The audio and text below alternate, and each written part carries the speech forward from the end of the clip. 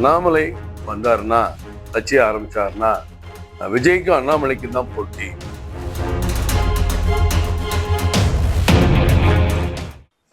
அதிமுக திமுக அண்ணாமலை வேற ஆரம்பிக்கிறாரு. தாவேகாவுக்கு எதிரான கட்சி சொல்ல முடியுமா? உருவாக்கக்கூடிய கட்சியா இது தாவேகாவுக்கு எதிரான கட்சி இல்ல, தமிழகத்திற்கு பொதுவான கட்சி.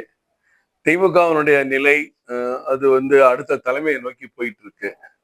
முதலமைச்சர் ஸ்டாலின் அவர்கள்ட்ட இருந்து இப்ப எதிர்கட்சி தலைவரா இயற்கையாகவே உதயநிதி ஸ்டாலின் வந்துட்டாரு. இப்ப அவருடைய பேச்சு பேட்டிகளுக்கு ஒரு முக்கியத்துவம் இருக்கு. ஏன்னா சட்டமன்றத்தில் அவர் கேள்வி எழுப்புறாரு. அப்ப அவர் இளைஞர் தலைமையேற்று நடத்துகிறார் அப்படிங்கிற நிலைமையில, வயசு கூடனாலும் இளைஞர் தான். அதே மாதிரி விஜய் அவர்களும் ஒரு இளைஞர் தான், 52 53 வயசு. இப்ப அவரும் இளைஞர் தான். அப்ப இவர்களுக்கு போட்டியான ஒரு களம் இன்னைக்கு அண்ணா திராவிட முன்னேற்ற களம். ரொம்ப வருத்தத்துக்குரிய விஷயம் தான். அதை நான் மகிழ்ச்சியா தெரிவிக்கல. 2 பீரியடு 3 பீரியட் அமைச்சராக இருந்தவங்க, எம்பிக்களா இருந்தவங்க, எம்எல்ஏ இருந்தவங்க, அம்மாவால் பாராட்டு பெற்றவர்கள், புரட்சி தலைவர் காலத்துல இருந்தே நான் இருக்கிறேன்னு சொன்னவங்க எல்லாருமே தாவேகாவுக்கு பனையூர்ல போய் வரிசையில நின்று போகும்பொழுது அந்த கட்சி ஒரு பலவீனம் அடைந்திருக்கிறது. அதை எல்லாருமே மீடியாலே நீங்க சொல்றீங்க, நாங்களுக்கு கேட்கிறோம்.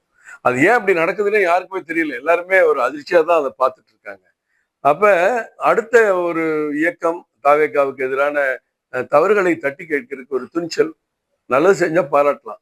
வெள்ளை அறிக்கையை கூட பாராட்டினார். வெள்ளை அறிக்கையை நீங்க விட்டீங்க, ரொம்ப சந்தோஷம். அந்த வெள்ளை அறிக்கையில எப்படிலாம் இந்த தவறுகள் நேர்ந்துச்சு, அதுக்கு நீங்க உடனே நடவடிக்கை எடுக்கிறன்னு அண்ணாமலை அவர் ஒரு அட்வைஸாவும் சொல்றாங்க. அதே நேரத்துல ஒரு பள்ளிக்கூடத்துல தவறு, ஒரு பாலியல் தவறுன்னு அதை கண்டிச்சும் சொல்றாரு. இப்ப இதுல அவர் 2 மெத்தட் இருக்கு. ஒன்னும் பாராட்டவும் செய்யறாரு, ஒன்னு தட்டி கேட்கவும் செய்யறாரு. அதுதான் அண்ணாமலை. ஒரு சார்ந்து இப்ப பாத்தீங்கன்னா முதல்ல கவர்மெண்ட் ஒரு தவறு நடந்தா வரிசையா வைகோ, காங்கிரஸ், கம்யூனிஸ்ட், விசிகா எல்லாரும் கண்டிப்பாங்க. திமுகல ஒரு அறிக்கை பாராட்டி அவர் விட்டாருன்னா இவங்க எல்லாரும் பாராட்டி விடுவாங்க. இன்னைக்கு அது கூட ஆள் இல்லை.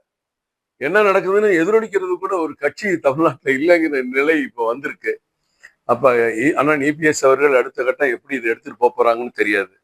ஆனா அண்ணாமலை வந்தாருன்னா கட்சி ஆரம்பிச்சாருன்னா விஜய்க்கும் அண்ணாமலைக்கும் தான் போட்டி.